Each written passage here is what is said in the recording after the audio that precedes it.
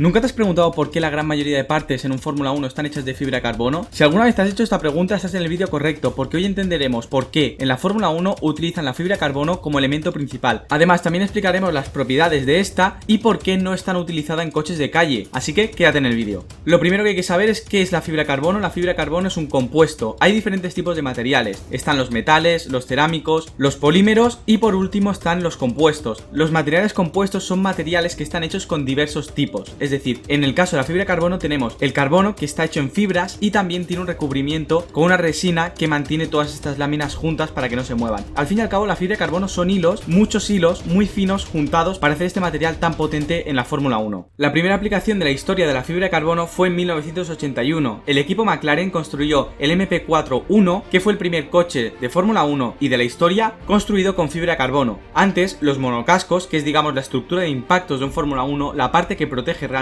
al piloto, estaba construida de aluminio, y a partir de ese año, desde entonces y todos los equipos han adoptado la fibra de carbono. Y aunque la fibra de carbono haya sido utilizada siempre desde aquel entonces, el equipo McLaren no estuvo exento de críticas y los más escépticos dijeron que ese material no era el correcto para un Fórmula 1 y que no era seguro. Y se ha demostrado, ya quedó demostrado en la primera temporada, que ese material ha salvado muchísimas vidas. La primera fue en ese mismo año, en 1981, en el Gran Premio de Italia, donde hubo un accidente realmente grave y el coche no se partió como se partían antiguamente. Ahora bien, ¿qué hace tan especial la fibra de carbono y no se usa, por ejemplo, aluminio o metal? Bien, la fibra de carbono tiene un peso muy reducido, lo cual es muy importante tanto para el automovilismo como para la industria de la aviación. El peso es muy reducido, pero es que además tiene muchísima resistencia. Cuando aplicamos una presión sobre el material, antes de romperse aguanta muchísima presión, y esto nos hace un material extremadamente resistente ante impactos y extremadamente ligeros. De hecho, el monocasco pesa únicamente 35 kilos y está totalmente hecho de fibra de carbono y resiste impactos de una fuerza brutal y que cualquier otro material no sería capaz de soportar. De hecho, la fibra de carbono es 10 veces más resistente que el acero, y todo esto se consigue en la mitad de peso. Por este motivo es por lo que es tan usado en el automovilismo. Y la fibra de carbono sí, principalmente se utiliza en el monocasco, pero también en la Fórmula 1 se utiliza para hacer los alerones y otras partes que no son, digamos, la estructura de impactos del Fórmula 1. Y ahí no es tanto la resistencia a los impactos, sino el poco peso que aporta el coche. Y la fibra de carbono lo que pasa es que no es como el acero, que se deforma. Una vez se parte,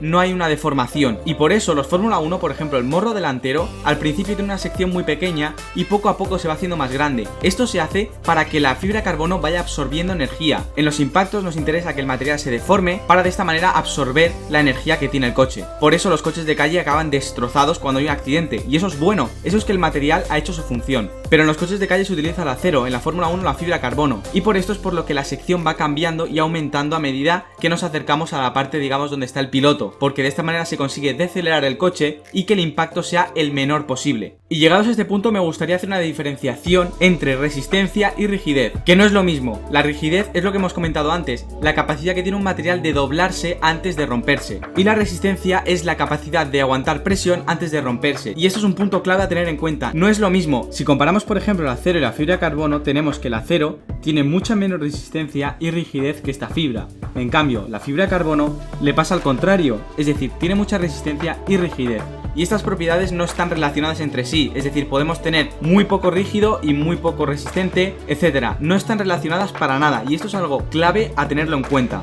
Otro punto que me gustaría tratar es que si nos fijamos, la fibra de carbono, cuando hay un impacto, salen muchísimas piezas volando, muchísimos trozos finísimos de fibra de carbono, y esto es bueno. En el acero hemos dicho que lo mejor es que se deforme en un impacto. La fibra de carbono se tiene que romper y destrozar, porque de esta manera está absorbiendo la energía del impacto y se está rompiendo. Entonces lo que se rompe son tiras rígidas de fibra de carbono, y esto, depositado sobre el asfalto, tienen formas generalmente muy puntiagudas, y claro, si pasa un coche por encima, pinchará el neumático, y es por lo que es tan fácil pinchar el neumático con la fibra de carbono. Y esto le pasó a Valtteri Bottas en el Gran Premio de Bakú en la última vuelta y perdió la victoria. Por eso cuando vemos fibra de carbono en pista, normalmente sale una bandera amarilla o los ingenieros informan al piloto de que no pasen por esa zona, porque como se pincha el neumático te va a hacer un destrozo en la estrategia de carrera. Otra característica que tienes que tener muy en cuenta en la fibra de carbono es que es muy sensible a cómo están situadas las láminas. La fibra de carbono es capaz de resistir muchísima presión en la dirección en la que están orientadas sus láminas. En cambio, la dirección perpendicular no aguanta tanto esfuerzo, se rompe muchísimo antes, y esto es algo a tener muy en cuenta, es muy sensible. Y por esto es por lo que se ponen diversas láminas con una diversa orientación.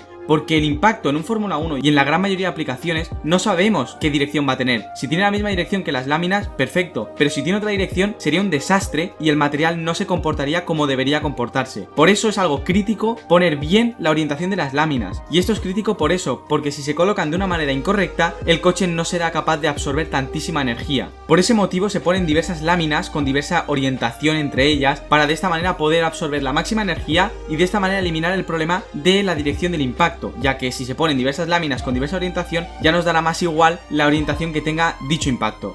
Y la fibra de carbono no deja de ser varias láminas puestas una encima de la otra. Por esta manera se puede hacer este proceso de ponerlas con diversa orientación. Luego esto los equipos lo ponen sobre un molde, después quitan el aire y lo pasan a un horno para hacer un tratamiento y después ya tienen la pieza final completada. Y por este motivo de orientación de las láminas, a veces nos damos cuenta que en el alerón delantero, con un mínimo impacto, ya se rompe la fibra de carbono. ¿Y por qué se rompe si es tan resistente? Pues bien, porque en el alerón delantero no es una estructura de impactos, nos da igual que resista impactos o no, entonces la fibra de carbono ahí simplemente está para ahorrar peso. Y claro, quizás, en vez de tener una lámina tan sofisticada como tiene el monocasco, simplemente está orientada de una manera mucho más simple, y que depende de donde nos dé el impacto, se puede romper más fácilmente, y por esto a veces vemos que el alerón delantero se rompe tan fácilmente. Además, el grosor del alerón delantero en fibra de carbono no es comparable con el grosor del monocasco, ya que uno está diseñado para ahorrar peso y el otro para resistir impactos. Si os habéis dado cuenta a lo largo del vídeo, hemos hecho muchas referencias a los coches de calle, y es que la fibra de carbono no es utilizada en aplicaciones de coches de calle, sino que únicamente en el mundo de la automoción se utiliza para coches de competición, coches de altísima gama y algunos coches eléctricos donde es básico reducir al mínimo el peso. Pero en la gran mayoría de coches de producción masiva no es útil la fibra de carbono, por diversos motivos, vamos a hablar de ellos. Algo que es cierto es que se podría hacer un coche de calle perfectamente con fibra de carbono, pero claro, aquí entra el tema económico principalmente, y es que la fibra de carbono es muy costosa, cuesta muchísimo dinero. En cambio en el acero hay diversos tipos de acero, algunos más caros, otros más baratos, pero bueno, cualquier acero que cojamos siempre va a ser más barato que la fibra de carbono, y por esto es por lo que los coches de calle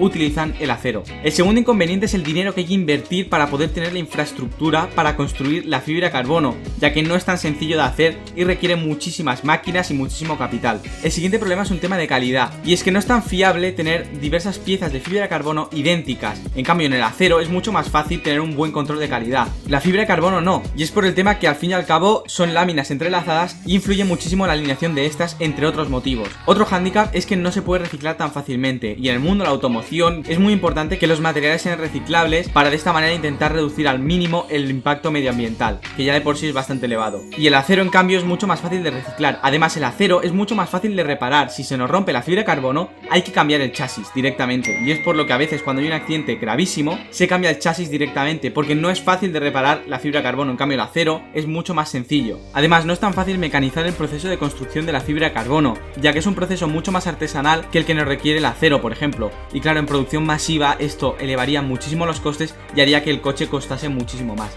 Ya veis que principalmente el motivo principal por el que no se usa en automoción es básicamente el precio, entre otros motivos. En cambio en coches de altísima gama pues nos da un poco igual, y obviamente en automovilismo también nos da bastante igual. La fibra de carbono es un elemento mucho más complejo de lo que hemos explicado en este vídeo, tiene muchos más parámetros y hay muchos tipos de fibra de carbono, no todas las fibras de carbono son igual, pero creo que este vídeo os ha podido servir de utilidad para poder entender por qué este elemento ha salvado tantísimas vidas y por qué únicamente es utilizado en coches deportivos y coches de carreras. Así que si os ha sido de utilidad este vídeo, por favor dejad un like, si os ha gustado dejádmelo en un comentario, además dejadme sugerencias porque las leo todas y muchos vídeos los hago en base a esas sugerencias. También si tenéis alguna duda dejadla en un comentario porque os la intentaré resolver, y si os gusta el contenido, el canal y todos los vídeos que tenemos, suscribíos y activad la campanita para que YouTube os notifique cuando subimos un nuevo vídeo. Por último también el libro está ya disponible para todos los países en nuestra página web, lo podéis adquirir a través de Amazon, que únicamente está disponible para algunos países, o por nuestra web que está disponible para todos los países. Tenéis los links del libro de los motores híbridos